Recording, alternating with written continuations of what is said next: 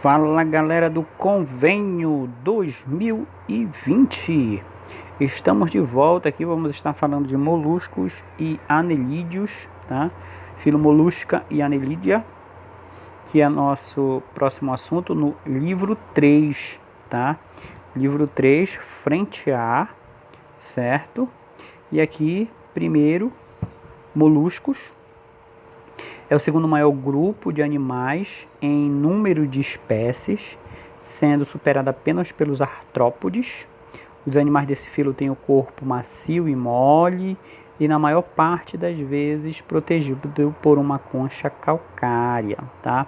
Apresenta grande diversidade morfológica, reunindo organismos sesses, livres, natantes, são exemplos caracóis, rastejantes, ostras e mariscos cesses, tá?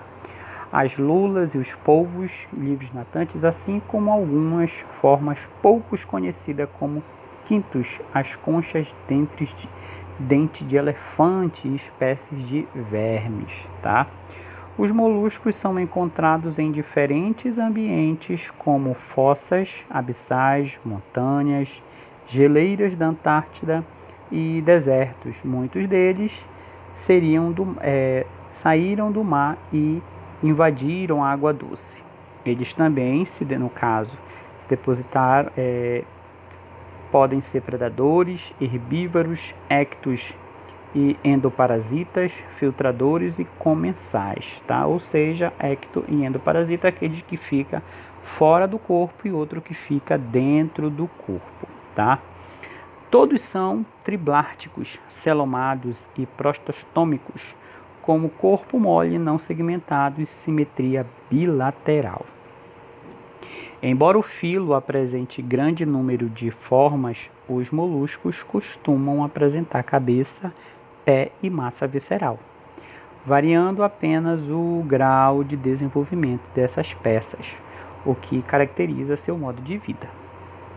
Aí aqui nós temos um exemplo de moluscos, tá? Parte principal do corpo de um molusco, massa visceral, pé, cabeça. Aí nós temos aqui molusco bivalves, as famosas ostras. Aí ele coloca aqui pra gente, na cabeça, o que é mais desenvolvido nos caracóis e caramujos, gastrópodes, e nas lulas e polvos estão os órgãos sensoriais. Nos mexilhões e ostras, que são animais filtradores, a cabeça é pouco desenvolvida. O pé é uma região musculosa que pode ter várias funções. No caso, deslocamento nos gastrópodes, natação, locomoção e captura de presas nos cefalópodes. Cavar e prender o animal no substrato são os bivalves. Aí, aqui no caso, a famosa massa visceral, que abriga os órgãos internos, é coberto por uma dobra da epiderme chamada manto ou pálio, que também produz a concha. Em muitos moluscos, o manto forma uma câmara preenchida de água, a cavidade do manto, onde se abre ânus as estruturas excreturas. Aí nós temos agora estruturas da concha, que são essas tais estruturas das conchas. A epiderme dos moluscos e glândulas, além das glândulas de muco, apresentam as que fabricam a concha, estrutura que dá sustentação ao esqueleto e proteção ao animal, tá? Aí aqui ele coloca, né, a camada prismática, camada nacarada, camada orgânica, periostraco, células que produzem a concha, espaço preenchido por fluido e o próprio manto, mostrando aí todo o crescimento, tá? Aí, em alguns bivalves, a produção de pérolas, quanto a objetos estranhos, isso daí é comum na questão das ostras, certo? Mas é uma questão mais rara e por isso acabam os japoneses, vendo que é algo mais raro, resolveram introduzir com isso a produção em larga escala, tá? Demora em média ali 3 anos ou 5 anos, dependendo do tipo. Mas tem uma que dura ali 3 anos e já tem pérolas artificiais, tá? Para fazer colares maravilhosos, tá?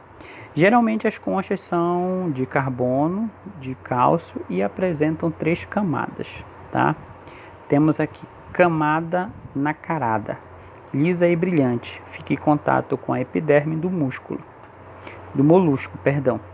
Camada prismática intermediária é formada por cristais de carbonato de cálcio colocados perpendicularmente à concha.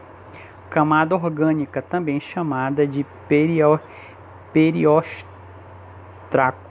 tá? Ou perióstro, é a camada externa e fina que forma por material orgânico. Está aqui mostrando todo passo a passo, o manto, células epitérmicas do manto, corpo estranho, camadas nacaradas, conchas, camadas de nacá e a famosa pérola, tá?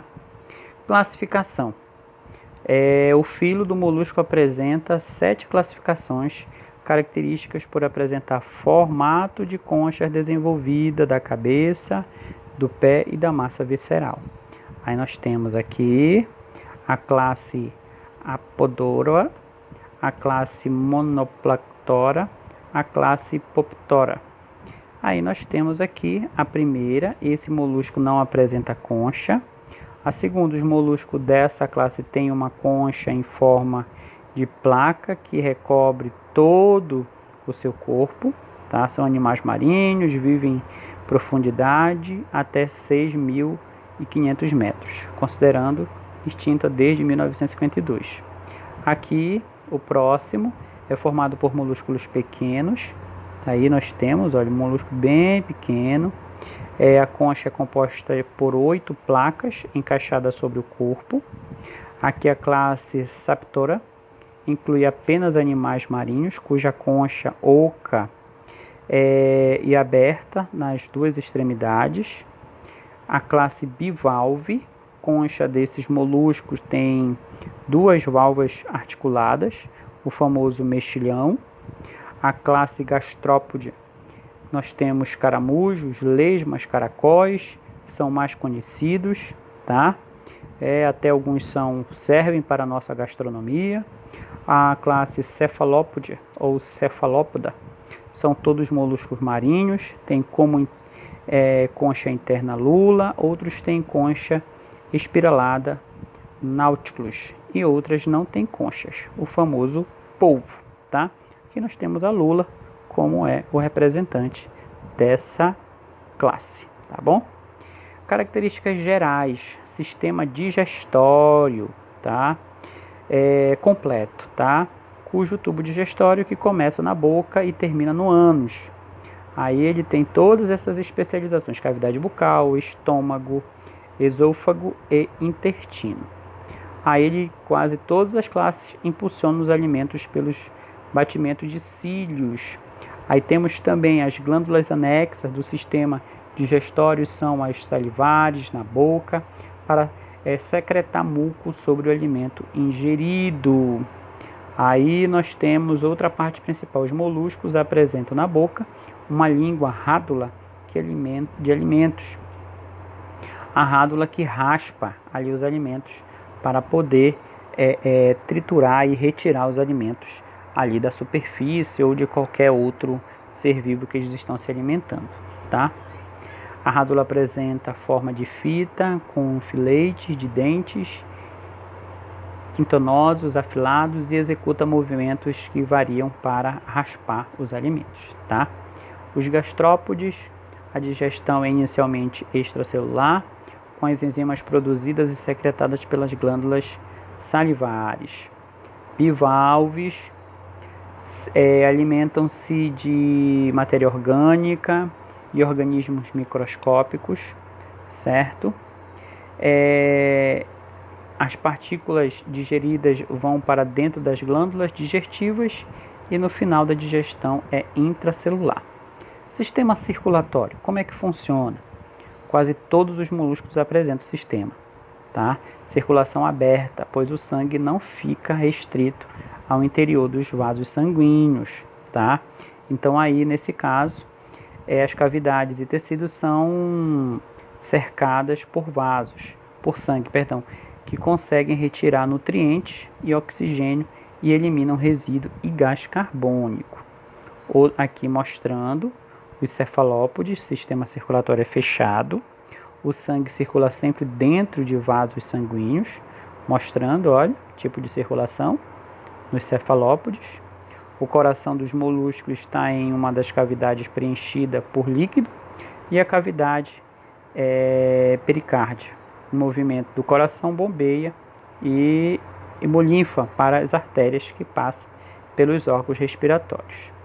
Nos cefalópodes e gastrópodes, a hemolinfa possui hemocianina, proteína que contém cobre, tá? Sistema respiratório também localizado na massa visceral. Os órgãos do sistema respiratório de moluscos geralmente são brânquias, embora algumas espécies respirem por pulmões ou apresentam respiração cutânea, tá bom? Aí fala o exemplo das brânquias nos moluscos aquáticos, caracóis, moluscos terrestres respiram por pulmões, tá? E por último, não mais como todo importante, é que sistema excretor. Os poros excretores se abrem na cavidade do manto e eliminam as excreções retiradas da cavidade pericárdicas pelas aberturas ciliadas de um par de metanifrídeos. Sistema nervoso sensorial. Em moluscos, o sistema nervoso é ganglionar, tá? Em que a concentração de células do corpo celulares de neurônios. Então apresenta aí o sistema sensorial variado, terminações nervosas para troca e apresentam nos bivalvos, correto? Reprodução, a última parte aqui dos moluscos, tá? Só para a gente finalizar. Sexuada dos moluscos pode ser acompanhada por desenvolvimento direto ou indireto nos polipalvos, na maioria dos bivalves e em alguns gastrópodes, os moluscos dioicos, a fecundação é externa. O zigoto se desenvolve em uma larva ciliada, que nada ativamente, chamada trocófora. A tocófora, na maior parte dos moluscos, a larva transforma-se em larva vigídea, estágio em que se formam o pé e a concha. Aqui mostrando, basicamente, é isso, sobre as características dos moluscos, aqui mostrando uma imagem maravilhosa dos moluscos se reproduzindo. Eles têm também os dois sexos, também a reprodução sexuada, tá? Mas a fecundação aqui é direta, os dois acabam saindo fecundados, ok? São dioicos, o macho tem um tentáculo modificado por colocar um pacote de espermatozoide na cavidade do manto ou em uma saliência sobre a boca da fêmea, tá? A fecundação é interna e os ovos envolvidos por uma camada de gelatina são liberados na água ou fixados ao substrato. É isso, beleza? Então, eu vou colocar uma atividade no Class para vocês e até a próxima, se Deus quiser, que vai ser ao vivo e a cores. Não vamos faltar. Forte abraço, galera!